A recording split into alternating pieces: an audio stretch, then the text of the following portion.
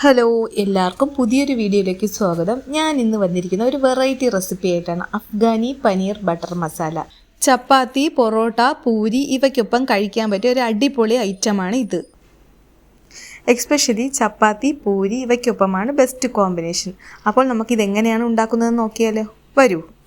ഈ പനീർ ബട്ടർ മസാല ഉണ്ടാക്കാൻ വേണ്ടിയിട്ട് ആദ്യം പനീർ ഫ്രൈ ചെയ്തെടുക്കേണ്ടതുണ്ട്. അപ്പോൾ നമുക്കൊരു ബൗളിലേക്ക് ഈ പനീർ ഞാൻ ഇട്ട് കൊടുത്തിട്ടുണ്ട്. ഇനി ഇതിലേക്ക് 1 teaspoon ginger garlic paste, 1/2 table spoon pepper powder, കുറച്ച് മല്ലിയില, 1 ടേബിൾ സ്പൂൺ ലൈം ജ്യൂസ്, ആവശ്യത്തിന് ഉപ്പ്, ഇത്രയും ഇട്ടതിന് ശേഷം നന്നായി ഒന്ന് മിക്സ് ചെയ്ത് ഇതങ്ങോട്ട് ഒരു അരമണിക്കൂർ മസാലയെല്ലാം ഈ പനീറിൽ പിടിക്കുന്നതിന് വേണ്ടിയിട്ട് നമുക്ക് അങ്ങോട്ട് മാറ്റി വയ്ക്കാം. ആ സമയം കൊണ്ട് നമുക്ക് ഇതിനായിട്ടുള്ള മസാല തയ്യാറാക്കാം. അതിനായിട്ട് ഞാൻ ഇവിടെ ഒരു പാൻ അടുപ്പിൽ ചൂടാക്കാൻ വെച്ചിട്ടുണ്ട്.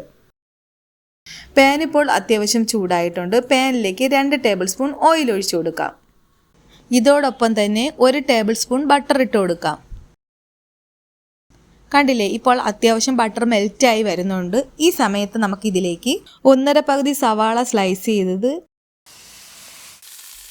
കശുവണ്ടി 15 എണ്ണം, 2 പച്ചമുളക് 4ആയി കട്ട് ചെയ്തത്, ഇഞ്ചി 1/2 ടീസ്പൂൺ, വെളുത്തുള്ളി 1/2 ടീസ്പൂൺ, ആവശ്യത്തിന് ഉപ്പ്, ഇത്രയും ഇട്ടതിന് ശേഷം നന്നായി അതൊന്ന് വഴറ്റി കൊടുക്കാം.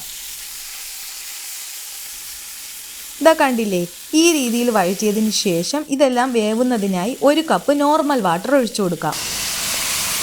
ഇനി ഇതെല്ലാം കൂടി നന്നായി ഇളക്കി കൊടുക്കാം. കണ്ടില്ലേ, ഈ പരുവത്തിലാവുമ്പോൾ ഗ്യാസ് ഓഫ് ചെയ്യാം. ഇനി ഇതൊന്ന് തണുത്തതിന് ശേഷം ഒരു മിക്സിയുടെ ജാറിലേക്ക് ഇത് നമുക്ക് മാറ്റാം.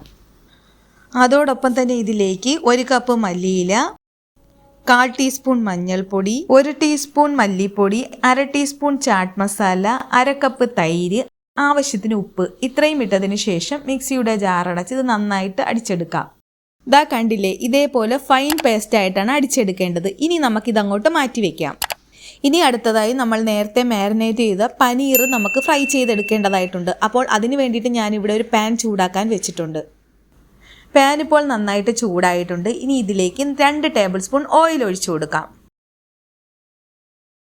ചൂടായ എണ്ണയിലേക്ക് നമ്മൾ നേരത്തെ മാരിനേറ്റ് ചെയ്ത് വെച്ച പനീർ നിരത്തി വെച്ചതിന് ശേഷം തിരിച്ചു മറിച്ചുമിട്ട് നന്നായി ഒന്ന് ഫ്രൈ ചെയ്തെടുക്കാം.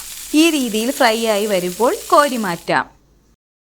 ഇനി ഇതേ എണ്ണയിൽ തന്നെ 1 ടീസ്പൂൺ ബട്ടർ കൂടി ചേർത്ത് കൊടുക്കാം. നമ്മൾ 2 പ്രാവശ്യമാണ് ബട്ടർ ഇട്ട് കൊടുക്കുന്നത്. ആദ്യം സവാള ഇട്ട് വഴറ്റുന്നതിന് മുൻപേയും ഇപ്പോഴും. ഈ ബട്ടർ ഒന്ന് മെൽറ്റായി വന്നതിന് ശേഷം ഇതിലേക്ക് 2 പീസ് പട്ട, 3 ഗ്രാമ്പൂ, 2 ഏലക്ക ഇത്രയും ചേർത്ത് കൊടുത്ത് ചെറുതായി ഇതൊന്ന് മൂപ്പിച്ചെടുക്കാം. അതിനുശേഷം ഇതിലേക്ക് നമ്മൾ നേരത്തെ അരച്ചു വെച്ച മിക്സ് ചേർത്ത് കൊടുക്കാം. ഇനി നന്നായി ഒന്ന് ഇളക്കി കൊടുത്തതിന് ശേഷം നമ്മൾ നേരത്തെ ഫ്രൈ ചെയ്ത് വെച്ചിരിക്കുന്ന പനീർ നമുക്കിതിലേക്ക് ചേർത്ത് കൊടുക്കാം. പ്രത്യേകം ശ്രദ്ധിക്കേണ്ട കാര്യം, തീ ഏറ്റവും ലോ ഫ്ലെയിമിൽ വെച്ച് വേണം ഇത് ചെയ്യാൻ, അല്ലെന്നുണ്ടെങ്കിൽ പെട്ടെന്ന് ഇത് അടി പിടിക്കാൻ സാധ്യത കൂടുതലാണ്. ഇനി നന്നായി എല്ലാം കൂടി ഒന്ന് മിക്സ് ചെയ്ത് കൊടുക്കുക. അതായത് ഈ പനീർ ഈ മിക്സിൽ പിടിക്കത്തക്ക രീതിയിൽ വേണം മിക്സ് ചെയ്യാൻ.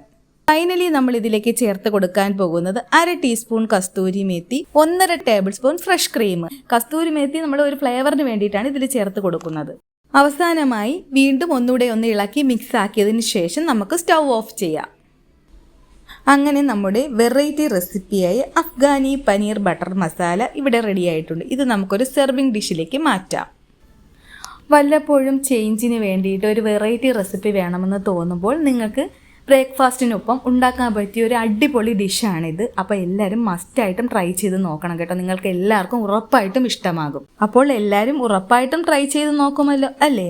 അതുപോലെ തന്നെ ഈ വീഡിയോ കാണുന്ന എല്ലാവരും ഞങ്ങളുടെ മിഡ് പോയിന്റ് ഹൗസ് എന്നുള്ള യൂട്യൂബ് ചാനൽ സബ്സ്ക്രൈബ് ചെയ്യാത്തവരാണെങ്കിൽ ദയവായി ഒന്ന് സബ്സ്ക്രൈബ് ചെയ്തിരിക്കണേ. അതുപോലെ തൊട്ടടുത്തുള്ള ബെല്ലൈക്കൻ എനേബിൾ ചെയ്ത് കഴിഞ്ഞാൽ നമ്മൾ വീണ്ടും വീഡിയോ അപ്ലോഡ് ചെയ്യുമ്പോൾ നിങ്ങൾക്ക് നോട്ടിഫിക്കേഷൻ വരുന്നതായിരിക്കും. വീഡിയോ മുഴുവനായും കാണാനും കൂടെ ശ്രമിക്കണം കേട്ടോ. അപ്പോൾ നിങ്ങൾക്ക് ഉറപ്പായിട്ടും ഇത് ഇഷ്ടമാകും. വീഡിയോ ഇഷ്ടമായാൽ ലൈക്ക് ചെയ്യുക, ഷെയർ ചെയ്യുക, സബ്സ്ക്രൈബ് ചെയ്യുക. വീണ്ടും അടുത്തൊരു വീഡിയോയുമായി വളരെ പെട്ടെന്ന് തന്നെ കാണാം. Thanks for watching.